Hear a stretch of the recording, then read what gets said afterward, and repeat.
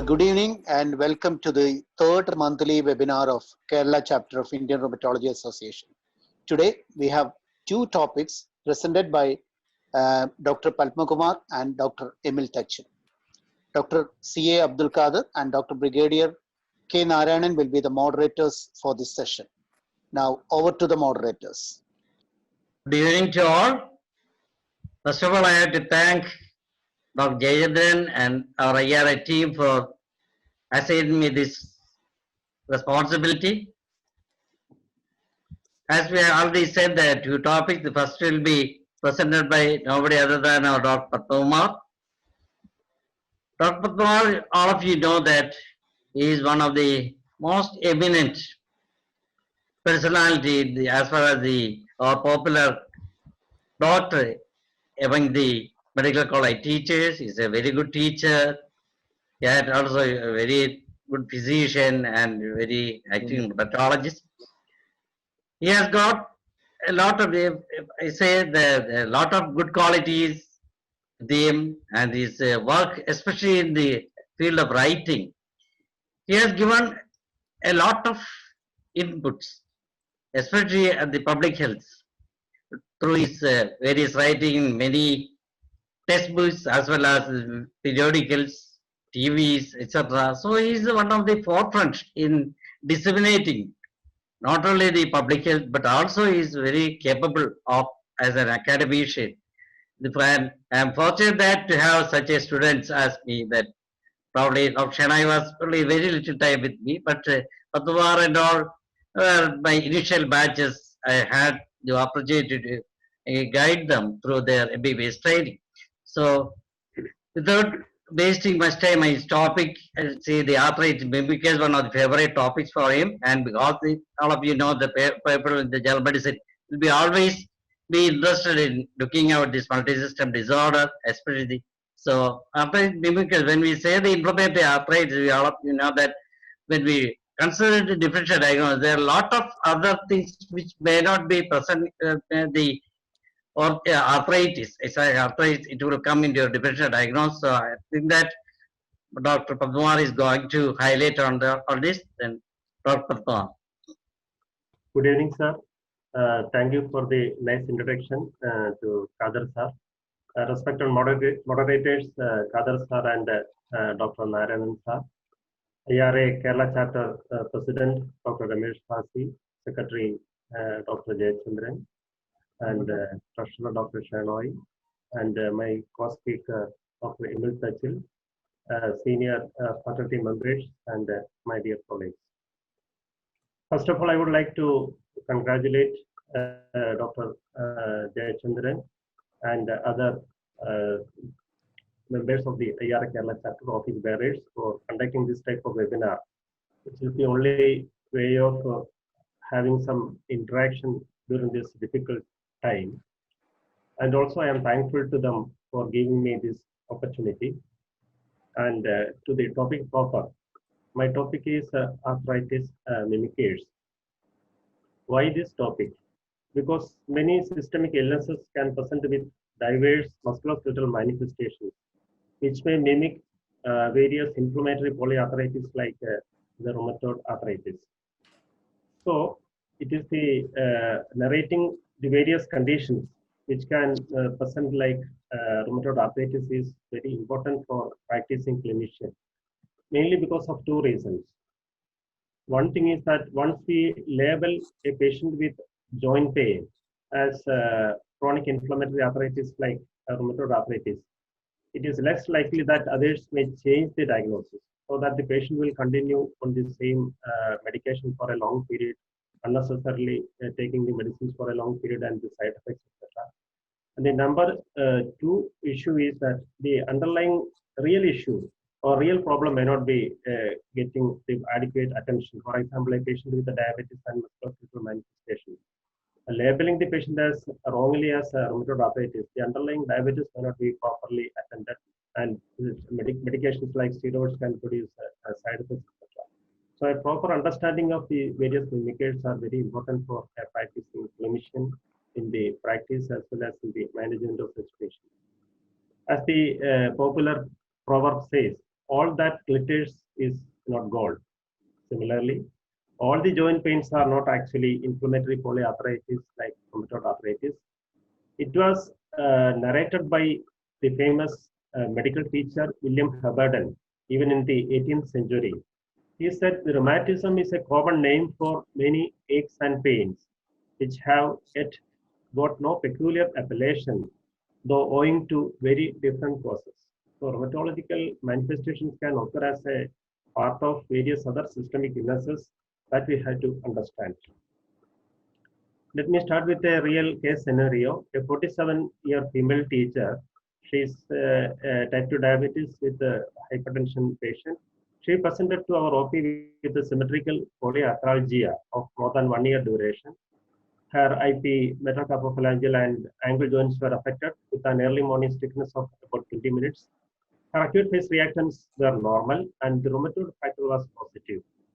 And the diagnosis of seropositive RA was made, rheumatoid arthritis was made, and she was put on NSAIDs, steroids, methotrexate, and sulfasalazine as an initial attempt. She came after 6 weeks, and there was not much improvement in the musculoskeletal manifestation, and her diabetes status was worsened, probably because of the steroids. So what is the issue? What is the next thing to be done? Okay, let us discuss the main part of our presentation, that is indicates the most important, especially to us, especially in a state like Kerala, where every year we are getting different types of epidemics. Infection and arthritis is one of the most important part, which is acting as a mimicker. Various infections like hepatitis A, hepatitis B, C, parvovirus, viral infections can produce musculoskeletal manifestations. Regarding this hepatitis B, there is an interesting thing is that even before the appearance of the jaundice in the prodromal phase itself, patient can present with arthralgia, and it also can present as a serum sickness-like presentation. But there is arthralgia, arthritis, and skin rashes may be there, and angioedema may be there. And regarding this parvovirus, it is very interesting to see that it can produce a polyarthritis exactly simulating rheumatoid arthritis, where there is symmetry is maintained. The smaller as well as the larger joints are affected, and even this parvovirus is acting as a trigger for developing rheumatoid arthritis in genetically predisposed persons. So viral infections are notorious to produce various musculoskeletal manifestations, and also bacterial infections, mainly brucellosis, even though it is mainly producing spondylitis as well as sacroiliitis. It also can produce monoarthritis as well as migratory polyarthritis, and many other bacterial infections and even fungal infections also can produce musculoskeletal manifestations. And this Antonin Ponset discussed a very interesting condition that occurs in patients with active tuberculosis, where patient is presenting with polyarthritis, symmetrical arthritis, larger and smaller joints are affected, and it is considered as a reactive arthritis to tuberculous protein. It mainly occurs when the tuberculosis is very active, and he was a popular French surgeon. And this Ponset's disease, it is very well responding to it. There is a dramatic response to anti-TB treatment, and this also can act as a mimicker of rheumatoid arthritis. And very familiar to us is the post-chikungunya arthritis. During the 2007, we had an epidemic of Kerala throughout the state, and it can present as two forms. An initial abrupt onset of arthritis, where there is a triad of rashes, fever, and joint pain. And the most difficult thing is the chronic arthritis, where the patient, even after 6 weeks or 6 months, even if after 6 years, patient is coming to us with chronic joint pain. And it is labeled as post-chikungunya chronic arthritis. And there were different papers from our faculties also, including Vinay Kolsar. And this chikungunya virus can even act as a trigger for developing rheumatoid arthritis, as in the case of parvovirus in genetically predisposed persons. So post-chikungunya arthritis is another mimicker of, especially the chronic arthritis is a mimicker of rheumatoid arthritis. Coming to the treatment of these conditions, it is very benign condition, self-limiting condition. There is no need of any particular intervention. For symptomatically, we can give NSAIDs. Usually it responds within a period of 6 weeks. Most of the time, this viral arthritis will disappear in a period of 6 weeks. The second mimicker we had to consider is various connective tissue diseases. Of this, SLE is one of the most important one, where about 90% of the patient can present with arthralgia, and 10% can have non-erosive arthritis with deformities also. But the synovitis is usually mild when compared to RA, with less inflammatory joint effusion. Another interesting feature with some patients with SLE is that they have criteria for making a diagnosis of SLE as well as rheumatoid arthritis. Such patients are labeled as having lupus manifestation. Then scleroderma is another condition again which can mimic as a polyarthritis. In the PSS also, progressive systemic sclerosis also, patient can develop symmetrical polyarthritis resembling rheumatoid arthritis. Is mainly because of the thickening and the tightness of the skin. There will be joint contractures, joint swelling, and that may be labeled as rheumatoid arthritis. But in all these conditions, the other clinical examination findings, for example, in SLE, the typical rashes and other system manifestations, all will help us to make a proper diagnosis, as well as in scleroderma also. That is the importance of making a proper systemic examination in patients with musculoskeletal manifestations. Polymyositis also can present with arthralgia and non-erosive arthritis in about 20 to 70% of the patients. But again, the proximal muscle weakness, that is the pelvic muscle as well as the pectoral muscle weakness, will help us to pinpoint to the proper diagnosis. So that is regarding these various connective tissue diseases. Another important mimicker is the benign soft tissue rheumatism. In soft tissue rheumatism, the characteristic feature is that the pain is often localized. It is not diffuse, and it occurs along the side of the joint or along an anatomic structure. The clinical and laboratory features of systemic disorders are usually lacking. That is another important thing. Whereas in patients with rheumatoid arthritis or other inflammatory polyarthritis, patients can have various other systemic manifestations. Acute phase reactions will be high, but in soft tissue rheumatism, all this will be normal. It can be localized or generalized. Localized classically occurs in epicondylitis, the popular tennis elbow. It can manifest as tendinitis, bursitis, enthesitis, etc., and capsulitis. But all these conditions, the acute phase reactants will be normal. The thing is, the pain will be usually localized also. And then a generalized form of soft tissue rheumatism, that is a very close mimicker of rheumatoid arthritis, fibromyalgia, then repetitive strain syndrome, hypermobile joints. Again, we will discuss it in detail, chronic fatigue syndrome, etc. So all these are soft tissue rheumatisms which can present as aches and pains and mimicking inflammatory polyarthritis. Again, here the treatment is simply rest physiotherapy and anti-inflammatory drugs. Now, one of the closest mimicker of rheumatoid arthritis, like inflammatory arthritis, is fibromyalgia. When to suspect fibromyalgia? When the patient presents with widespread musculoskeletal pain, and we are able to elicit tender points in different parts of the body, we can suspect this fibromyalgia. And other constitutional and systemic features will be there in the form of fatigability, disturbed sleep, anxiety, depression, etc. And other association with the fatigue syndrome, irritable bowel syndrome, migraine is another peculiar feature of this fibromyalgia.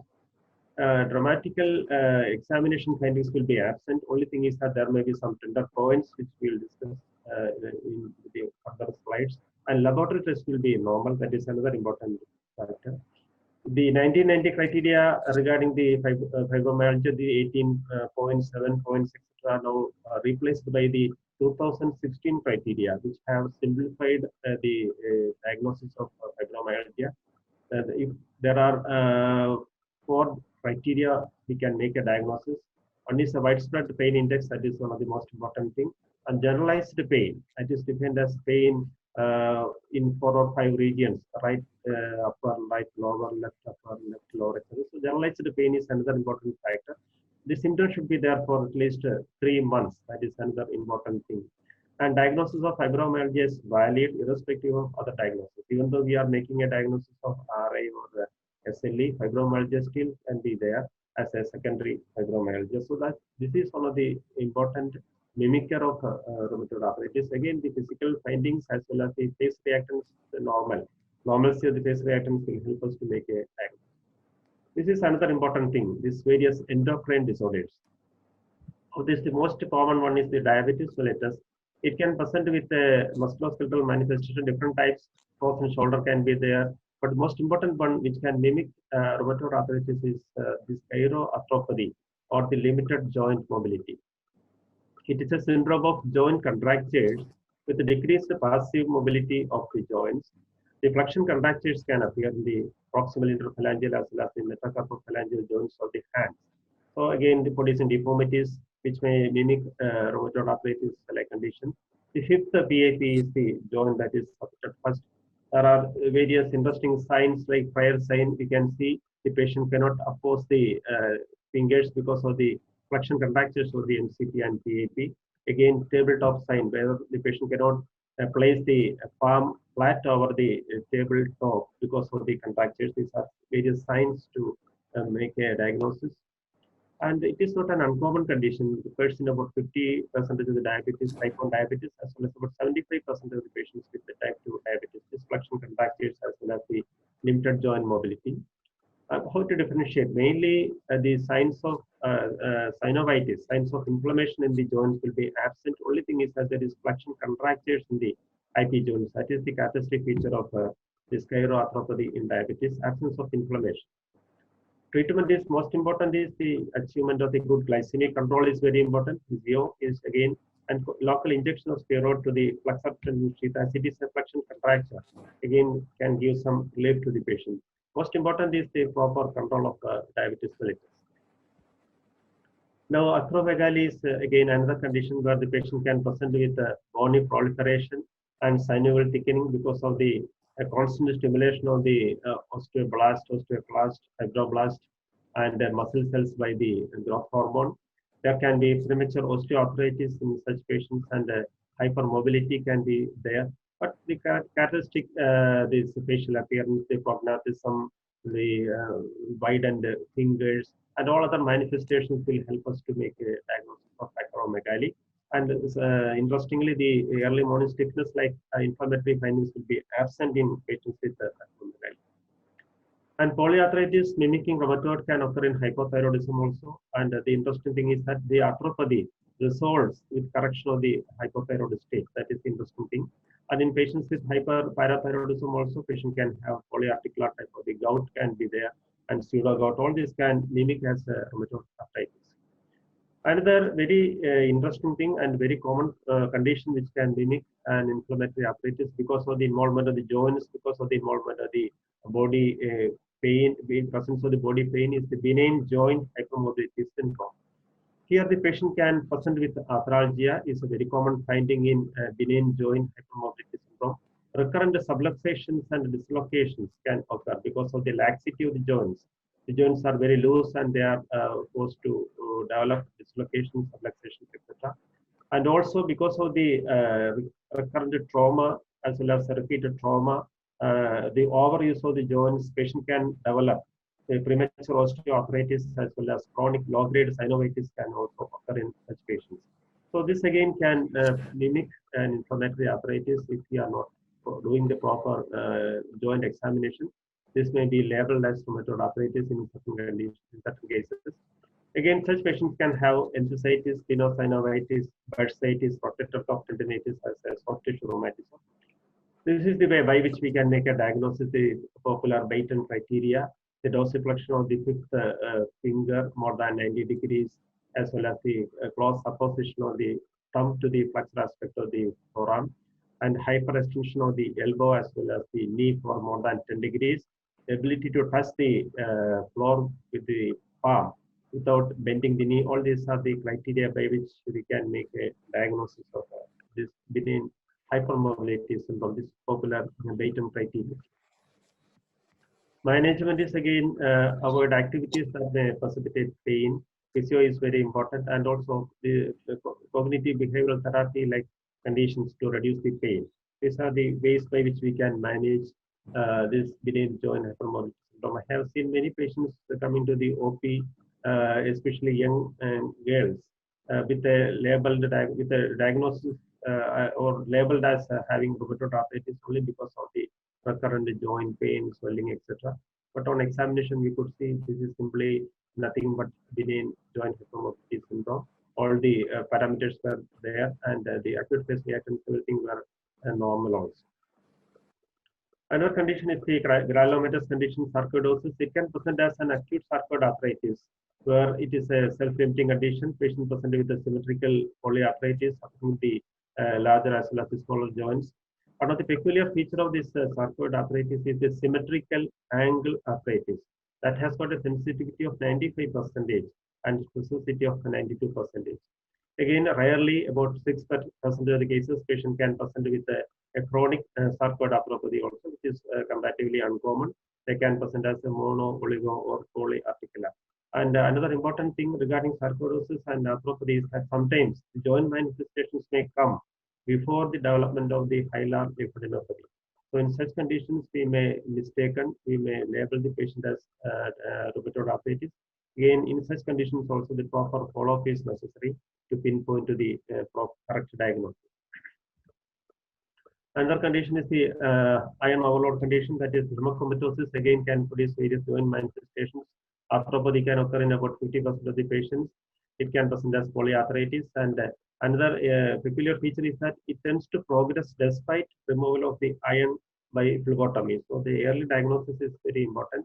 The characteristic involvement of the IP joints, especially the second and third fingers, is very characteristic in case of hemochromatosis. This helps us to differentiate it from the classical rheumatoid arthritis. The commonest involvement is the second and third fingers in hemochromatosis. Radiology also shows certain characteristic features. There is a beak-like osteophyte formation on the radial aspect of the metacarpal heads. This also helps us to make a diagnosis of hemochromatosis and arthritis. And especially in elderly, if they are presenting with the joint pain for the first time, especially we had to suspect a malignancy, especially because paraneoplastic manifestations. Many solid tumors can present in the form of joint manifestations. So patient coming for the first time at the age of 60 or 70 with polyarticular involvement, we had to suspect this malignancy as a diagnosis before making a diagnosis of rheumatoid arthritis. Again, I have seen that in most of these mimickers, sometimes the rheumatoid factor may be positive.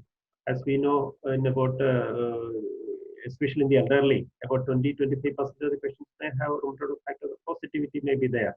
And in the general population also, 5 to 10% may have this rheumatoid factor positivity is there.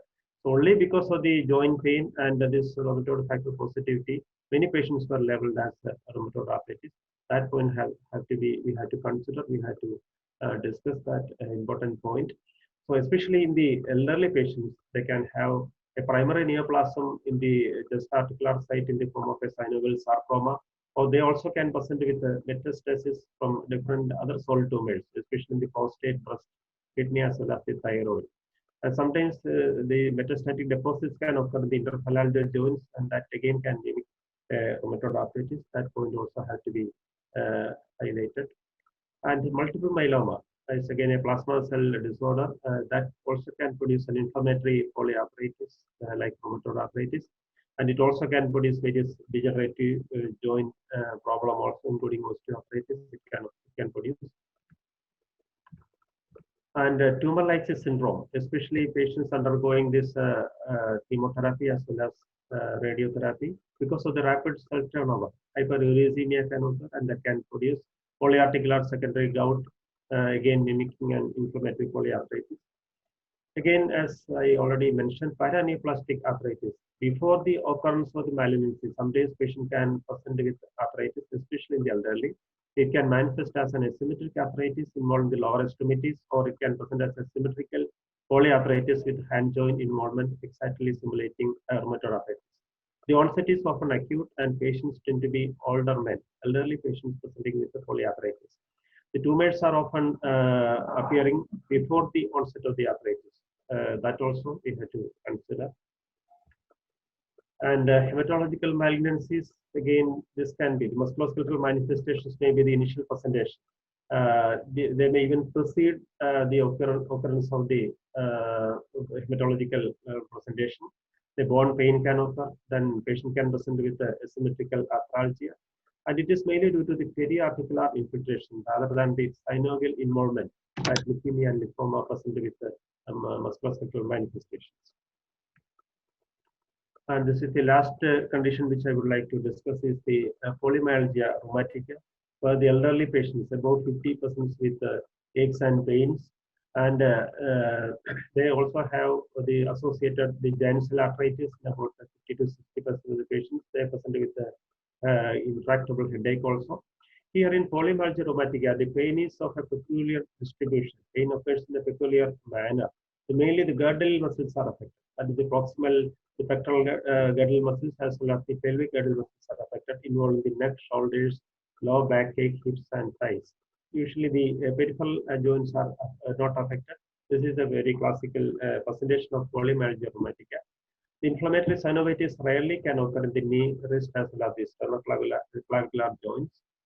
And the diagnosis usually made by the very high ESR. Usually the ESR may be more than 100, especially when there is an associated vasculitis also.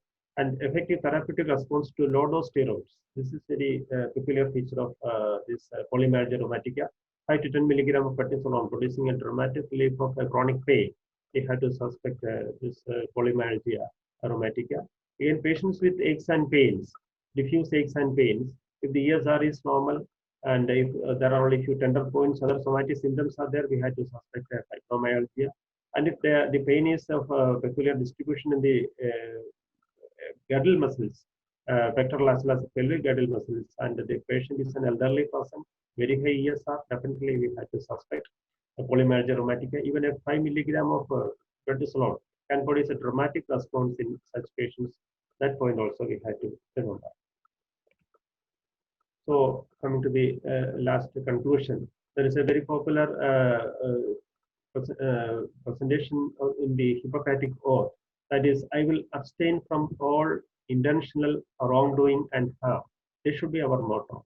We should not label unnecessarily a patient as having a chronic disease and put the patient on long-standing medication. Before that, we have to consider this popular Hippocratic Oath. We should not do harm to the patient. So how to avoid unnecessary labeling of patients with musculoskeletal aches and pains as rheumatoid arthritis or other inflammatory joint disease. A complete history is very important. History of fever, rashes, and a short history, all this lead to the possible diagnosis of infection and arthritis. And thorough musculoskeletal examination, especially we had to look for signs of inflammation, the Calor, Dollar, tuber, rumor, and functional ACI like signs we had to look for. Synovitis we had to look for, because in most of the conditions which mimics rheumatoid arthritis, the synovitis will be absent. So that finding we had to elicit. Laboratory tests are very important. They can mislead us also as in rheumatoid factor, but the acute phase reactions are very helpful. If the ESR is very high, CRP is very high, we have to suspect an inflammatory arthritis, and also antibodies, of course, we have to do, especially anti-CCP like antibodies which are highly specific that we have to look for. And another revolutionary development in the diagnosis of inflammatory arthritis is the musculoskeletal ultrasonography. This is described as the stethoscope of the joint, where we can diagnose rheumatoid arthritis, the erosions at a very early stage before the patient develops any deformities. Doing proper musculoskeletal ultrasound, we can make a proper diagnosis of inflammatory arthritis like rheumatoid arthritis. Laboratory studies are also very important, and extensive laboratory studies are sometimes necessary, including the hormone studies, thyroid function test we have to do, and vitamin D also is very important. Sometimes this may help us to make a proper diagnosis in such confusing cases. So what is the take-home message? Diverse systemic illnesses gave rise to musculoskeletal manifestations. This includes infections as well as soft tissue rheumatism, etc. Almost all endocrine disorders, we have seen the diabetes, which produces limited joint mobility, can produce rheumatological manifestations. Again, elderly especially, the malignancy as well as the paraneoplastic syndrome can mimic polyarthritis, inflammatory arthritis, which we have to consider in elderly. So a complete history, a thorough musculoskeletal examination, and laboratory test as well as proper imaging will help us to make a proper diagnosis in such confusing conditions. So again, the initial case which I presented, what is the proper diagnosis? Now everybody may be able to make the proper diagnosis. A diabetic patient with a symmetrical arthralgia, and the patient was put on NSAIDs, but there was no relief also. What was the proper diagnosis? It is nothing but limited joint mobility or arthropathy. That is all. Thank you again, once again, for the opportunity. Thank you. Thank you very much. Thank you, Dr. Kumar, for the excellent presentation. I'm sure that Dr. Kumar has gone very extensively to the various differential diagnosis and the limits of the inflammatory polyarthritis through his very casual presentation. I'm sure that there are a lot of questions I think already popped up in the question box. As a policy, we will go through the questions and when after the Dr. Emil's talk, we'll consider to the now Dr. Maran. Good evening, everyone. First of all, let me thank the Kerala chapter of IRA for organizing this monthly webinar series, and also thank Dr. Ramesh and Dr. Jayachandran for inviting me to.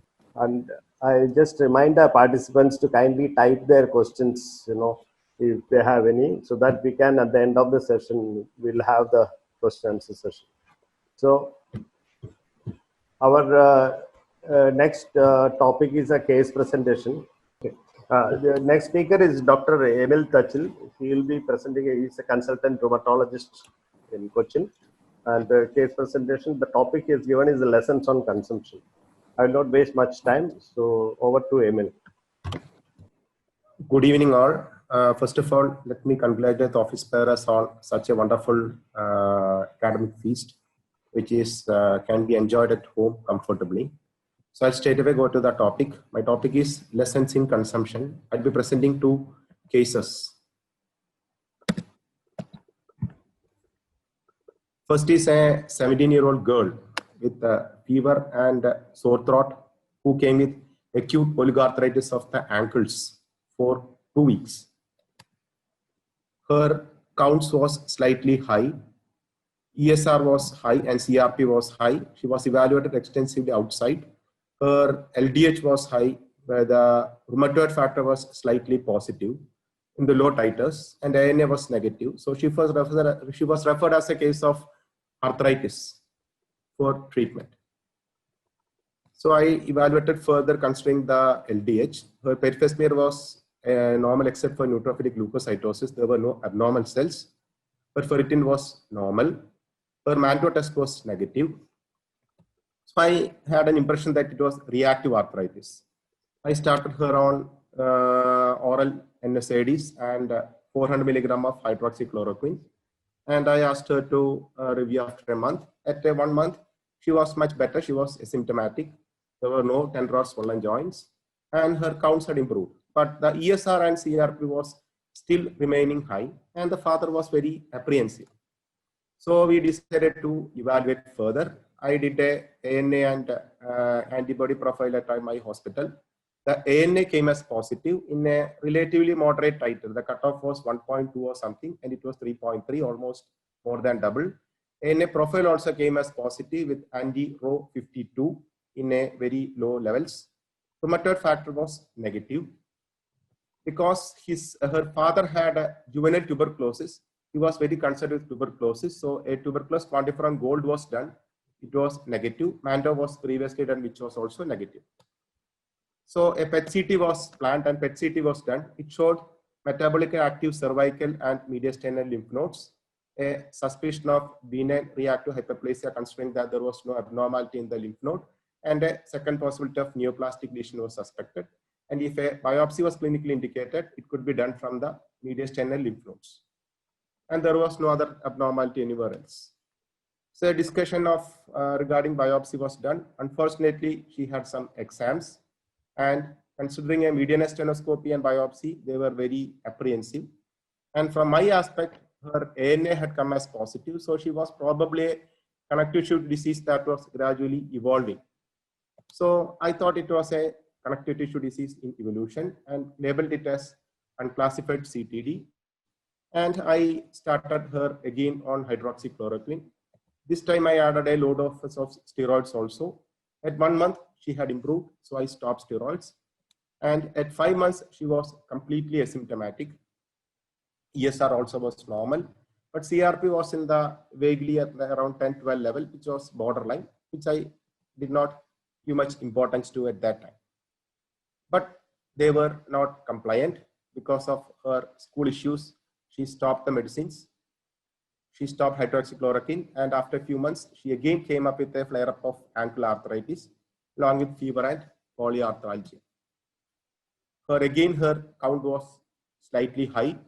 ESR CRP was markedly high. Urine was showing trace albumin. Rheumatoid factor ANA were negative, and ferritin was normal. This time her urine showed Staph aureus, so she was started on antibiotics, and I suspected an infective flare. Most often that happens when the infection happens, the arthritis tends to flare up. And she again improved with the restarting hydroxychloroquine with normalization of the parameters. At 3 months, her father came again. This time they were very compliant, but she still had a similar episode. And because she was not there, I advised antibiotics and a re-evaluation with PET-CT because I wanted to rule out lymphoma, because that was something that we did not do evaluate at the previous time. The LDH was high initially, and biopsy this time was planned, but they were lost for follow-up. 9 months later, she was again evaluated at another hospital, this time for predominantly abdominal complaints. She had abdominal pain, erythema nodosum like skin lesions, and polyarthralgia. The details were not available, and I retrospectively talked to them and over phone, and they told me that she was symptom-free during the complete interval. She was in Hyderabad, and after coming back, she developed abdominal pain and symptoms. So they started evaluation for the same, considering that it was a different problem.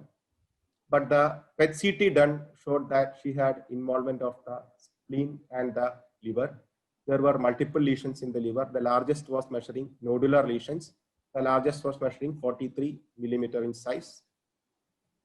And arthroscopy and biopsy was done from the liver and the lymph nodes, which showed necrotizing granulomas, and AFB was positive. So she has disseminated tuberculosis involving liver, spleen, and lymph nodes, which disseminated over 3 years. Every time she came, she was perfectly okay. She complained of some mild fever, and except for the first 1 or 2 times, she did not have any difficulty even in walking also.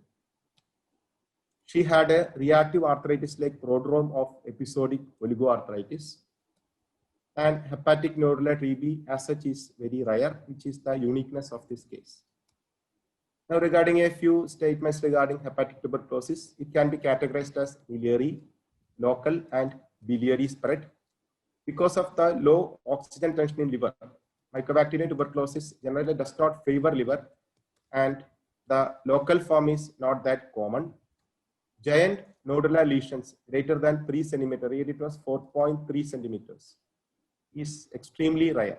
So this is actually a very rare presentation of tuberculosis. Now coming to second case, this is a 29-year-old doctor, lady doctor. She was studying in Russia and came back from Russia quite recently before her symptoms started.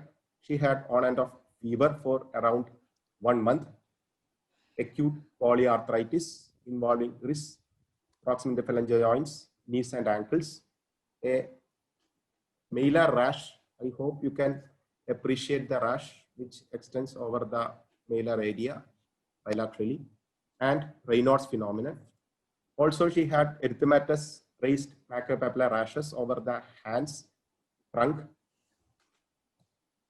So she was evaluated elsewhere. Her counts was relatively okay, but she had anemia and high ESR. And ANA was positive, 3+, nuclear granular pattern. And she was started on oral steroids at 0.5 milligram per kilogram and hydroxychloroquine. But over the next 2 weeks, her condition did not improve, so she was referred. At admission, she was very sick. Her fever and rash was persisting, but the arthritis had subsided. She had rashes over the hands, erythematous rashes over the hands, which were painful. She had rashes over the skin of the arms and the legs. She had perichondritis and a small non-tender lump over the wrist. Reports she had developed leukopenia, platelets were still normal, ESR had increased, and her blood culture grew Staph aureus, which was a heavy growth. So my suspicion was she was having a connective tissue disease that was gradually evolving. She was having a Staph aureus, probably sepsis. And I started her on the antibiotics as per the sensitivity, but there was only a partial response. And evaluation further showed a ferritin was normal, NCA was negative, and ANA was still positive. And the profile showed anti-U1 RNP in moderate titers. X-ray showed the extra of the lump showed that it was extensive in the soft tissue, spreading laterally in the soft tissue. An ultrasound was done, which showed a soft tissue abscess, and Mando was done, which was negative. So we did a PET CT. PET CT showed the extension of the dorsal aspect abscess. She had multiple lymph nodes in the ileocolic, axillary, and portocaval regions. And she also had a ileocecal mass in the ileocecal junction and involvement of the avid lesions in the root of small bowel mesentery. But she never had any GI symptoms from the start till the PET CT. So the easily accessible lesion was the abscess. So we did an IND. There was extensive soft tissue pus collection and purulent tenosynovitis. And the culture grew Mycobacterium tuberculosis. So what she has got is disseminated tuberculosis with soft tissue abscess, tenosynovitis, ileocecal involvement, and lymph nodes. The problem is Raynaud's phenomenon has been described, but it is not at all common with tuberculosis. Rashes, the type of rashes appear to be vasculitic, but unfortunately, being a late presentation, the dermatology did not want to do a biopsy because the patient was very sick. And ANA, U1 RNP is not that commonly described in infective diseases. So these moreover in favor of a connective tissue disease. Polyarthritis, as Padma sir has said, onset can happen with tuberculosis and acute polyarthritis. Perichondritis has been described tuberculosis, but these can occur with SLE and other connective diseases also. So regarding ANA positivity in infectious diseases, previously last time also there was a vasculitis masqueraded as tuberculosis masquerading as a vasculitis. So regarding ANA positivity in infectious diseases, this is a study from Southeast Asia. Patients who visited the infectious disease department was studied.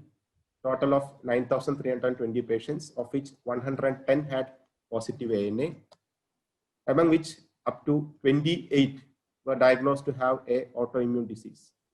43 were confirmed to have an infectious disease with ANA positivity, among which the commonest cause was Mycobacterium tuberculosis. And among Mycobacterium tuberculosis positive patients, when a study was done comparing them with healthy control and general population, they found that two antibodies, anti-SCL70 and anti-cadolipin IgG, were more common in this group compared to healthy population and normal population. So other antibodies may happen, but it is not that common. And this study, they concluded that 1/3 of patients with active tuberculosis can develop autoantibodies. And autoantibodies neither altered the clinical manifestations and radiological findings or changed the development of adverse events during treatment. And with treatment for tuberculosis, the antibody levels tend to become normal. From our patient, we started her on ATT, but her arthritis persisted and hydroxychloroquine low dose of steroids was started, on which she improved. And presently, she is completed the course of ATT. For the past 3 months, she is off ATT and she is asymptomatic on hydroxychloroquine, and ANA is still remaining positive. So I believe she has got both disseminated tuberculosis and probably a mixed connective disease or an overlap disease in evolution, which can explain the polyarthritis, cutaneous manifestations, Raynaud's, and cytopenias, and the ANA, which is UNRNP, much better than the tuberculosis. But we have to probably follow her up a bit more. Now, why I call consumption is because an old and once common term for wasting away of the body, tuberculosis, was named consumption long time ago. So I kept the name as consumption. Now, what are the lessons I learned? One is, if you have a doubt, you have to go for biopsy at the earliest. There may be other reasons, but if possible, try to get a biopsy so that we can at least be confident, more confident in having a diagnosis. Second thing is, if you have a patient with wavering or fluctuating antibody levels, one antibody becomes positive, negative, another becomes positive, negative, something like that, always think of infections such as tuberculosis or malignancies. It may not be a CTD at all. And third thing is, always keep tuberculosis in mind. Thank you. Thank you, Dr. Emil. Now we'll start the question and answer session. We have a question to Emil. Hello. Yeah. Did you do the titer? ANA titer and UNRNP titer would have been important in these type of cases. Yeah, the titer that was for the first patient, the titer was relatively strong. It was almost 3.3 or something, almost 3 times the normal value, the ANA titer. Regarding the antibody profiling, the titer is, I don't usually do the titers. For the second patient, the ANA was positive thrice actually, not twice, thrice actually. And I didn't do the titer at that time actually. Dilution is important, no? In this, yeah. And the UNRMB also, if it is significant only if it is very high titer. So for labeling it as mixed connective disease, you have to have a high titers. Yes, definitely. There is a another couple of questions from somebody. One is to Dr. Padma Kumar. Someone has asked, how do you differentiate SLE arthritis from the other rheumatoid and lupus? Okay, that is a very interesting question, and it is not always easy to differentiate between SLE with arthritis on one side and lupus on the other side. But there are certain specific factors in the blood, like anti-CCP, which may help us to pinpoint to the diagnosis of rheumatoid arthritis. About 90% positivity is there for anti-CCP. To start with, we should have a proper clinical examination. In SLE, even though the arthritis is there, it usually produces a non-deforming type of arthritis. So unlike in rheumatoid arthritis, such deformities will be unlikely or absent in patients with SLE and arthritis. That is one important thing. And another very important factor by which we can differentiate between SLE arthritis and lupus is the presence of erosions. In patients with rheumatoid arthritis, we know the presence of erosions is a very classic feature, which we can diagnose by making a radiological examination, or even this musculoskeletal ultrasound will help us to make an early diagnosis of erosions. Whereas in SLE with arthritis, it is usually non-deforming and non-erosive arthritis. So to differentiate between these two types of arthritis, one clinical examination will help us, and also the anti-CCP like antibodies will help us, and also a proper radiological examination, including musculoskeletal ultrasound. If the patient has features of both rheumatoid arthritis and SLE, all the criteria are satisfied, then only we can make a diagnosis of lupus. Thank you. Then another question from Dr. Santosh Rani to Emil. In reactive arthritis, how long can hydroxychloroquine can be given for how long? Reactive arthritis, most often we usually treat till the symptoms subside and the parameters become normal. Some people, especially if the HLA-B2 is positive, the disease can persist for longer period of time, in which they may need longer treatment because it comes under the group of spondyloarthritis. Most often, once the symptoms subside, and we are reasonably quite sure that they have gone into remission, we may stop the medicine.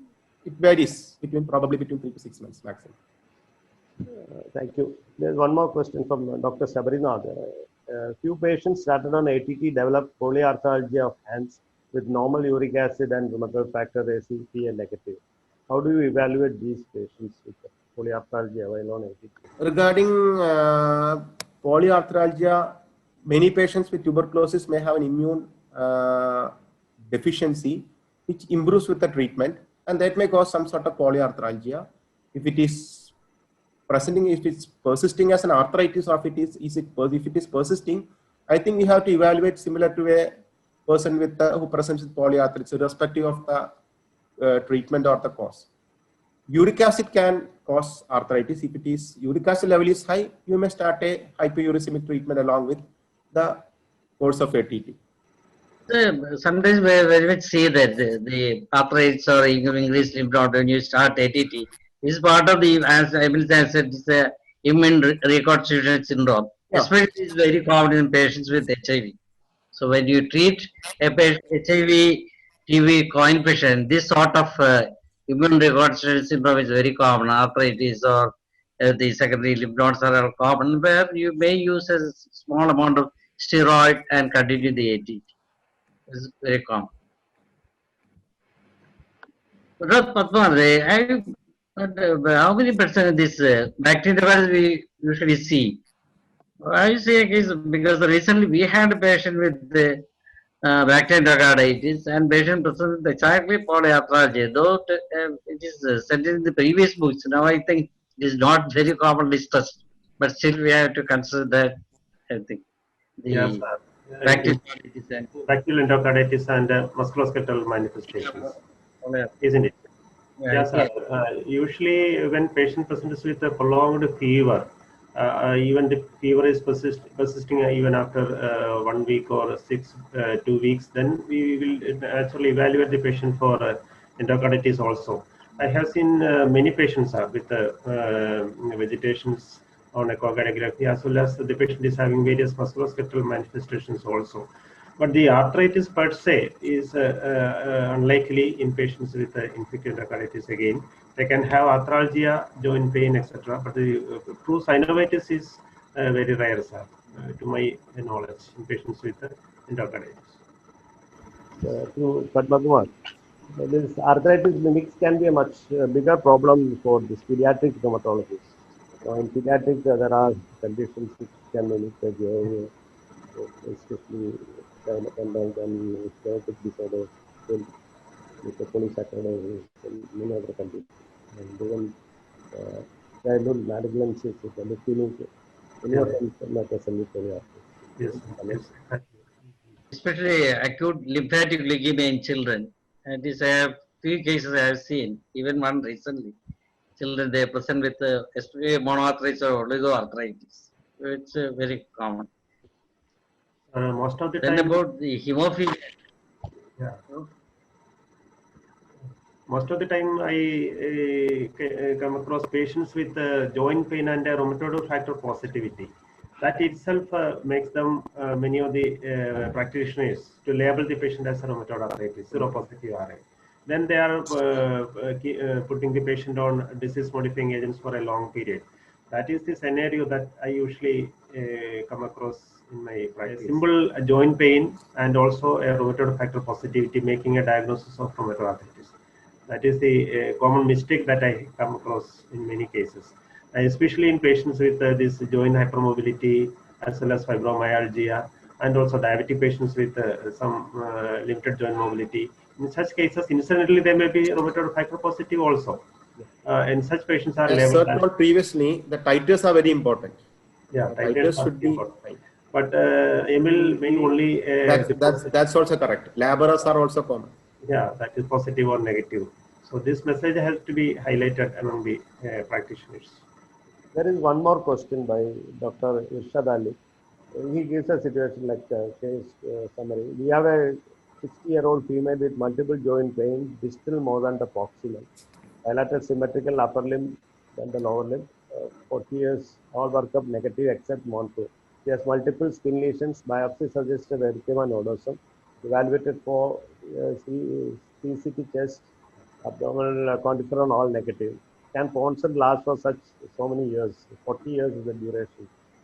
She was treated as undifferentiated arthritis, but no improvement. Can ATD be started with positive MON2 and erythema nodosum? No, the thing is, at her age, it will always be better to get a PET CT or a imaging like that, because she's 60-year-old and she may be having other comorbidities. Yeah. And if the Mando is very strongly positive and the biopsy is showing some sort of necrosis or caseation, I think it will be better. It may be an option to start tuberculosis treatment or not and observe. But Ponset syndrome usually occurs with an acute tuberculosis starting as a polyarthritis. Usually it does not, it's not supposed to last for long, but in my first patient, actually, it lasted for, it's not Ponset. It was a reactive problem, but it was only oligoarthritis that lasted for up to almost 2 years. So Ponset usually does not last for 2 years. Ponset is very relatively the duration 40 years, so it's very, very unlikely. That could be. Yeah, it's very unlikely. It's very unlikely. It's a fresh clinical evaluation before we can do it. Any more questions to Dr. Thomas? Yeah. You can unmute the mic and ask if you don't want to. Anybody? Can we close now? Tomara and Emil, excellent presentation. Very good. Thank you, sir. Thank you very much. Thank you, sir. We had a very interesting session. We had 2 talks. One was on arthritis mimickers, and we had 2 real cases of arthritis mimickers. Both the talks were very brilliant. And I take this opportunity to thank both the speakers, Dr. Padmakumar and Dr. Emil Tachil. And also, I would like to thank our chairpersons, Dr. Narayan sir and Dr. Abdul Qadir sir, who kindly agreed to chair the session. And I also thank all the delegates who attended this session. And I also thank the Wallace Pharma which supported this program. Thank you all. Be there on the first Sunday of every month for the IRA Kerala chapter webinars. The next will be on the next Sunday of October. Thank you all. Thank you. Thank you. Thank you very much. Thank you. Good night.